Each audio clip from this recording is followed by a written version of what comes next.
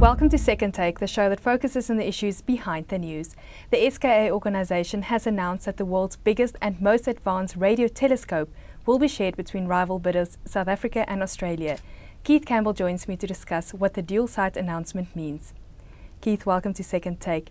Can you briefly remind us what the SKA will be and what it will be used for? Well, the SKA gets its name from, stands for Square Kilometre Array, and it gets its name from the fact that when it is completely constructed, it will have a receiving surface equivalent to 1 square kilometre in area. It will not be located at one point, obviously, but its total receiving area will be about a square kilometre, which will mean that it will be 50 times more sensitive than any existing radio telescope.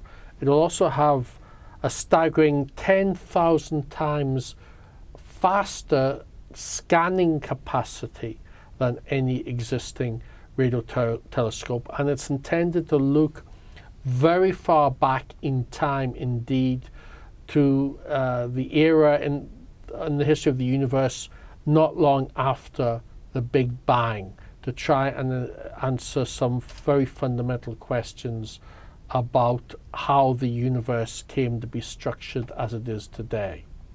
What will Phase 1 involve, and how will South Africa and Australia share the project? Phase 1 will see the construction of two elements of the planned eventual SKA, namely dish antennas and, if my memory serves me correctly, low-frequency array antennas. The third element of the SKA will be mid-frequency array antennas, which will be constructed during Phase 2. Phase 2 will also see more of both dishes and low-frequency antennas constructed as well. Now, the plan is to add dishes to the two precursor telescopes being developed in the two countries. That is South Africa's Meerkat and Australia's ASCAP. ASCAP stands for Australian SKA Precursor.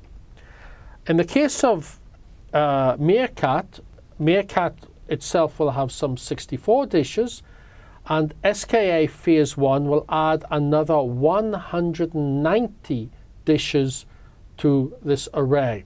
In the case of ASCAP, that will have 36 dishes, and Phase 1 of SKA will add 60 dishes to that.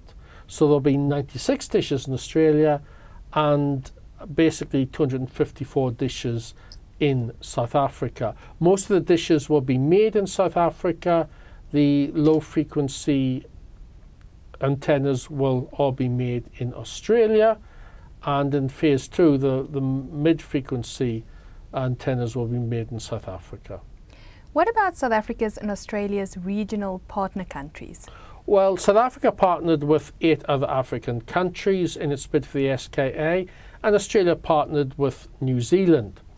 Now, Phase 1 involves the construction of the two cores and some outstations, but no more than 100 kilometers away from the core. So it looks like that for Phase 1, the other African countries and New Zealand are out of it and may only be brought in Phase 2.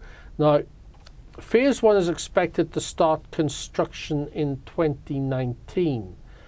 Phase 2 is unlikely to start construction before 2023, so it may be another 11-12 years before these other countries actually become actively connected with the SKA. Keith, thank you very much. That is the Second Take show for this week. Thank you for watching, and join us again next time for more news analysis.